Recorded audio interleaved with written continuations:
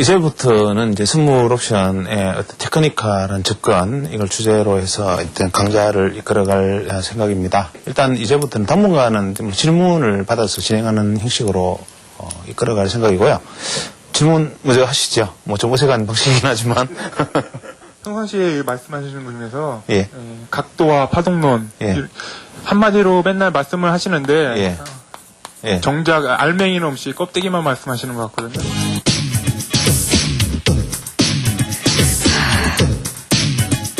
그냥 쉽게 이거의 각도고 이게 파동이다 이렇게 사실은 핵심을 찌른 질문을 하신 거죠. 그럴듯하게 이제 각도, 파동 이렇게 얘기하면서도 실제 적용은 이렇게 한다는 얘기를 하지 않잖아요. 그게 이제 우리가 개념적인 것과 실제적인 것의 차이죠.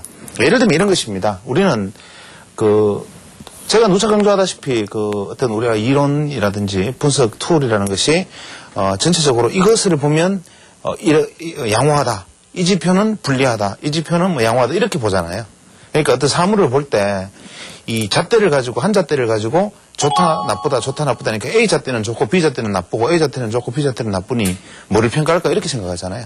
사실은 그게 아니라 A, B, C, D라는 잣대는 원래 같은 잣대인데 그것을 어떻게 길이에 갖다 대느냐의 문제이죠. 예를 들어서 우리가 흔히 말하는 우리가 논리적으로 선물 투자에서 우리가 각도와 파동이라고 말을 한다면 우리가 흔히 말하는 각도는 이런 것이죠. 주가가 이렇게 움직여가는 양상을 보여주면 이 양상이 이러한 어떤 각도냐, 이러한 각도냐에 따라서 우리가 이건 날카롭다, 이건 예각이다, 이건 둔하다, 둔각이다 이렇게 말하는 것은 사실 이게 물리학적인 이야기입니다. 어떤 게 더 예각이고 어떤 게 더 둔각이냐라는 첫 번째 질문에 부닥칠 수가 있죠. 그러면 우리가 교조적인 방법, 개인 이야기에는 교조적인 방법으로 치면 45도를 기준으로 해서 이 이상은 날카롭다, 이 이상은 둔하다 이렇게 얘기할 수가 있죠. 문제는 예각이다, 둔각이다라고 말하는 말이 뭐냐면 예각은 시세가 긴장되어 있다. 시세가 날카롭고 시세를 형성하는 주체들이 현재 긴장되어 있다.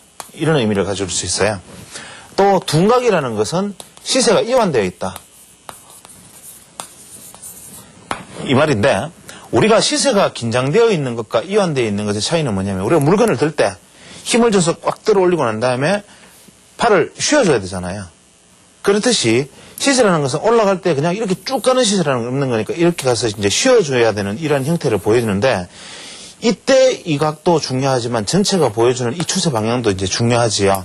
그래서 우리가 보통 가격 논리로 이야기할 때 가격이 상승했다가 조정을 보이면은 가격 조정, 횡보를 보이면은 시간 조정 이렇게 얘기하잖아요. 그래서 우리가 소위 말하는 기간 조정과 가격 조정의 논리가 있을 때 우리는 습관적으로 이렇게 보통 사람들이 이야기합니다. 습관적으로 시세에 대해서 기간 조정이 예상된다, 가격 조정이 예상된다, 이렇게 얘기하고 지금은 크게 악재가 없는 상황이기 때문에 시장에서 대부분 기간 조정이 필요하다, 아직 상승 추세는 유효하나 시간이 필요할 것으로 보인다 이런 표현을 쓰죠. 그런데 상승 추세는 유효하나 가격 조정이 필요하다 이렇게 말하는 사람은 없어요.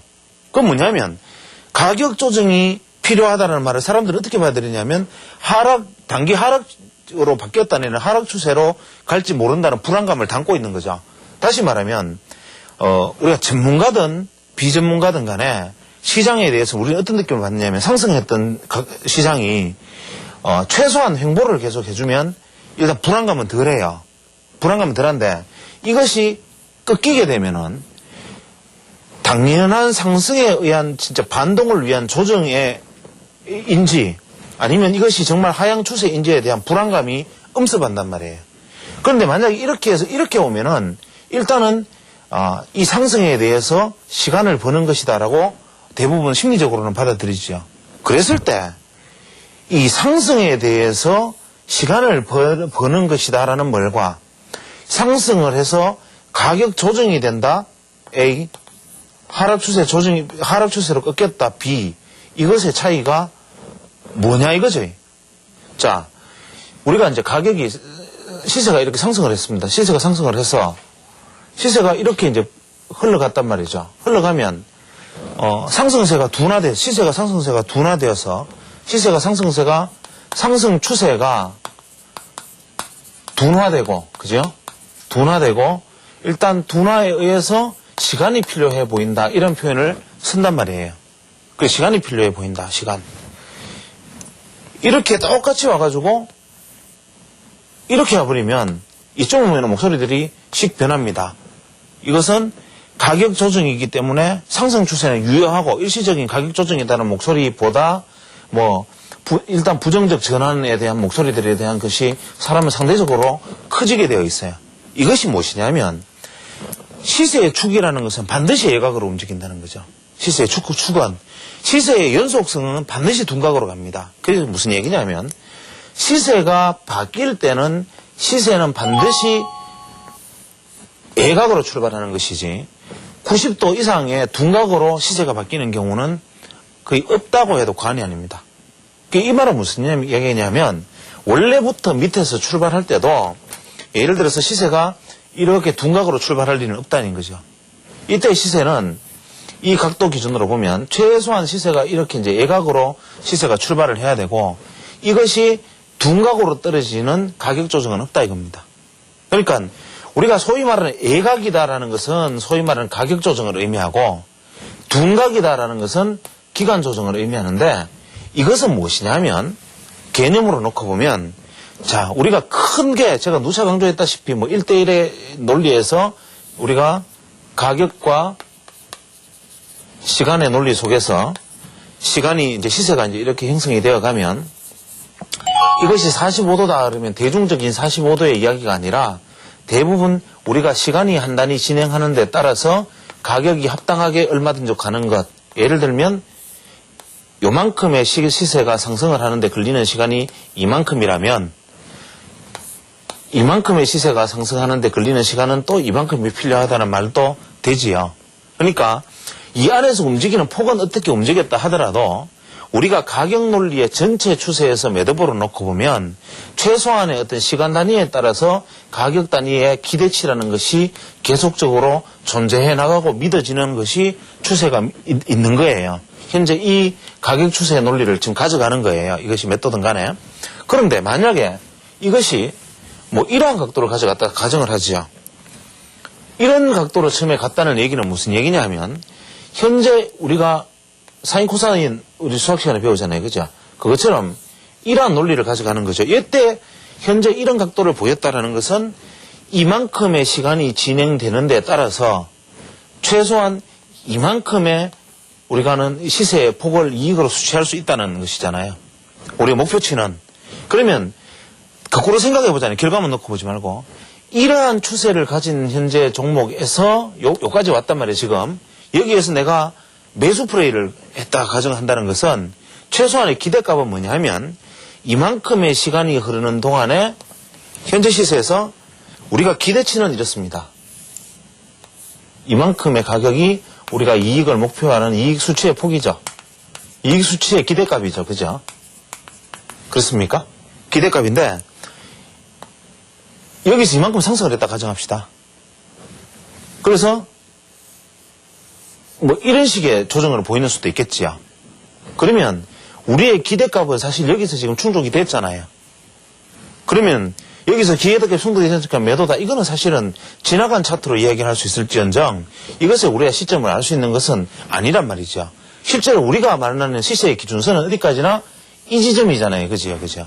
그렇기 때문에 만약에 여기서 그럼 이탈했는 시세는 어떻게 될 것이냐. 그러면 현재 이 중간의 기대값은 상당히 넘어섰지만 실제로 시간 기대값 대비에는 아직까지 더 부족하잖아요. 그러면 이거는 시세가 일단 아웃한 시세예요. 그것은 뭐냐면 여기서 예각으로 이미 답을 준 것이지요. 여기서 만약에 둔각으로 답을 준다고 가정을 합시다. 이만큼 상승을 했는데 그러면 현재 이익의 기대값은 상승이 초과 이익을 기대했겠지만 여기서 말하는 초과 이익의 기대값은 아직까지도 성취를 하고 있는 것이잖아요.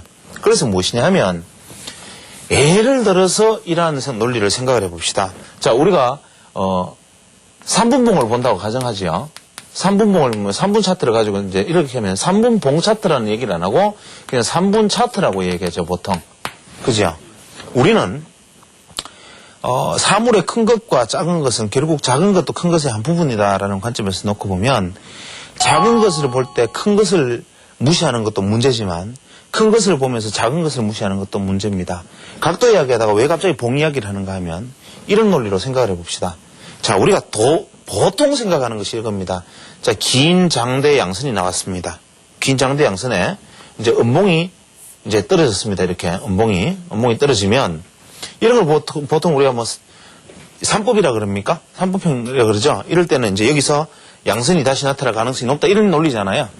이때 양선에서 제일 중요한 게 뭐죠? 우리가 고전적인 이론. 이 고점을 돌파하느냐 안 하느냐예요, 이게.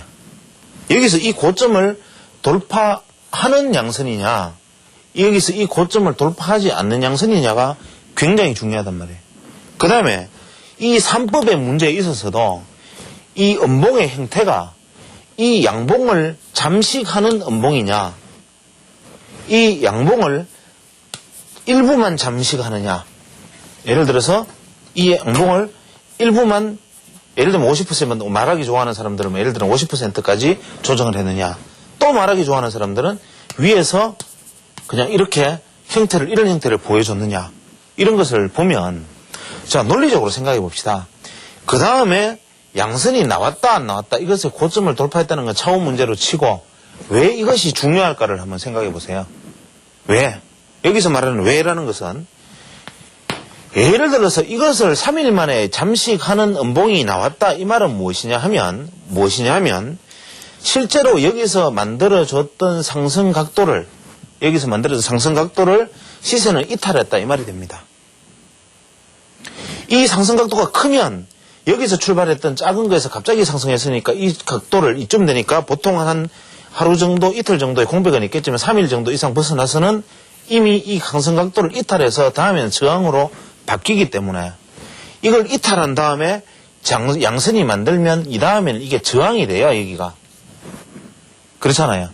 그래서 이 양선이 높이를 돌파한다는 이야기는 뭐냐 하면 현재 이 상승의 지지선을, 추세선을 재돌파해서 안으로 들어갔다 이 말이 되는 겁니다. 논리적으로는. 무슨 말인지 아시겠어요? 봉으로 그림을 그려서 설명을 하면. 그러니까 이것의 논리는 무엇이냐면 현재 봉 패턴을 이야기하자는 것이 아니라 소위 말하는 각도론이라는 것이 거창한 데서 출발하는 게 아니다 이 말입니다. 이해가 되십니까? 다음 시간에 계속해서 하죠.